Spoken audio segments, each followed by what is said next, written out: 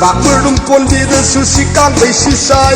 amang bơ nong su nong ja di thok lek le ke sai tha jai ma sa mo ran di na kap la koi khalu bo ai gi wa khalan du ri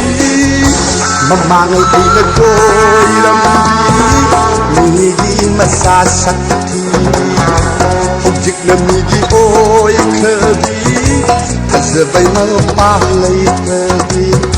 mama ngai ai le koi ram di ma sa sak thi jik na mi gi oi khabi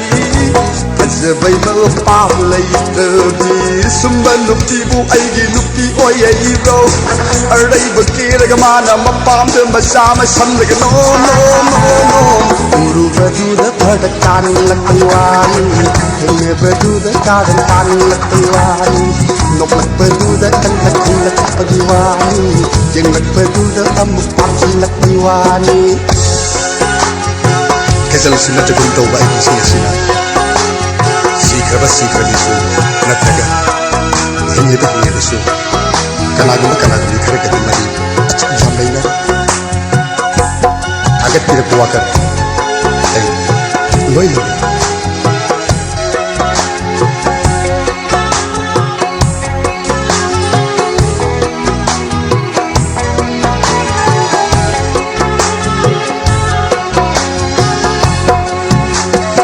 maune ka phase phase maune ka phase phase jot tayawina maune ka phase phase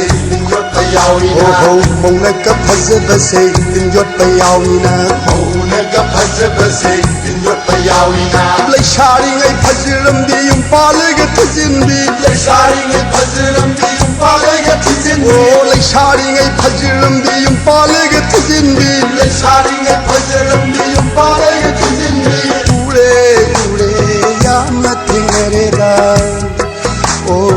maune ka phase phase jot tayawina maune ka phase phase jot tayawina amma gi masik su lau ti ne bungao appa gi masik su man ti ne asli chin si na kau bu su lam ti ne silau si na pi bu su lam ti ne silau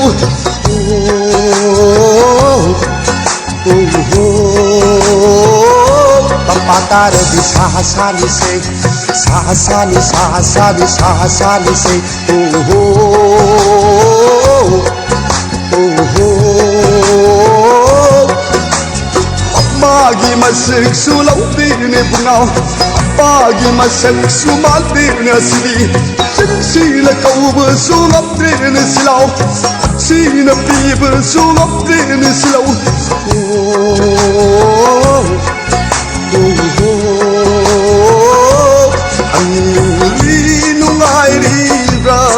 nungai ram gani di khali angni lui nungai ribra nungai ram gani di khali sakka phajaram mera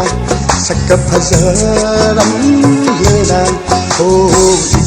ikai lo na yin lam laga ngo macha nang bu se lag lao sak khâu ba thamoi ai gi khan lam ne roi wa khư gi dalan si su ram ne roi ikai lo na yin lam laga ngo macha nang bu se lag lao sak khâu ba thamoi ai gi khan lam ne roi wa khư gi dalan si su ram ne roi sumba lupi bu ai gi lupi oi ai ro arai ba ke ra ma na ma pam da ma sa ma sam la ga nom uru ba du da phad kan lak paiwani eng ba du da karan kan lak paiwani